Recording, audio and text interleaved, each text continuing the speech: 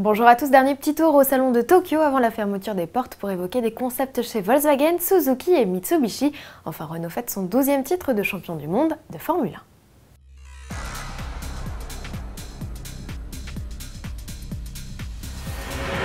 Avant d'évoquer ces sujets, voilà une astucieuse info pour faire bouger les choses si vous rencontrez un problème avec votre voiture.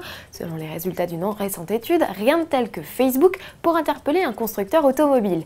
Si un peu plus de la moitié des messages postés sur la page d'une firme proviennent de fans, 27% sont des appels à l'aide et 17% émanent de propriétaires mécontents.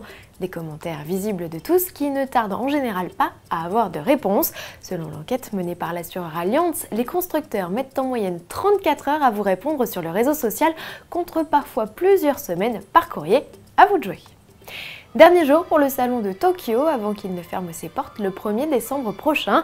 Repartons donc dans les allées à la découverte de 7 concept cars. Commençons par le plus abouti d'entre eux, installé sur le stand Volkswagen, c'est la Twin Up. Version hybride rechargeable de la Mini citadine, elle embarque un bicylindre diesel de 48 chevaux et un moteur électrique capable de lui offrir une autonomie de 50 km en mode zéro émission. Au cumulé, la puce développe 75 chevaux et affiche une consommation moyenne de seulement 1,1 litre au 100. Côté look, elle a le droit à une teinte de carrosserie et une sellerie spécifique. Espérons que la Twin Up, si elle voit le jour, soit plus abordable que l'OVNI hybride XL1 vendu à ce jour 111 000 €. Direction à présent le stand Suzuki où trônent fièrement 3 petits prototypes au tempérament bien distinct. Débutons avec le plus fun d'entre eux, le X-Lander, un baroudeur urbain biplace dont la particularité est de ne pas avoir de toit. Alimenté par une motorisation hybride essence, il dispose de 4 roues motrices et pourrait bien se révéler être le remplaçant du Jimny dès 2015. À ses côtés, le Cross Hiker, sorte d'évolution tout-terrain du concept Regina dévoilé en 2011, un mini crossover coupé qui montre la voie en matière de style pour les années à venir. Il est animé par un 3 cylindres essence. Enfin, ultime concept, le Hustler coupé, c'est la Keycar, comprenez petit modèle économique et urbain, parfaite avec ses dimensions réduites et son habitabilité XXL.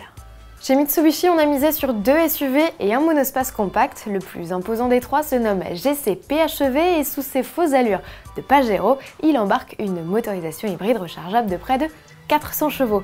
Particularité, il est très haut sur pattes et ses portes à ouverture antagonistes débouchent sur un habitacle de standing. Remarquez au centre de celui-ci la tablette tactile incorporée.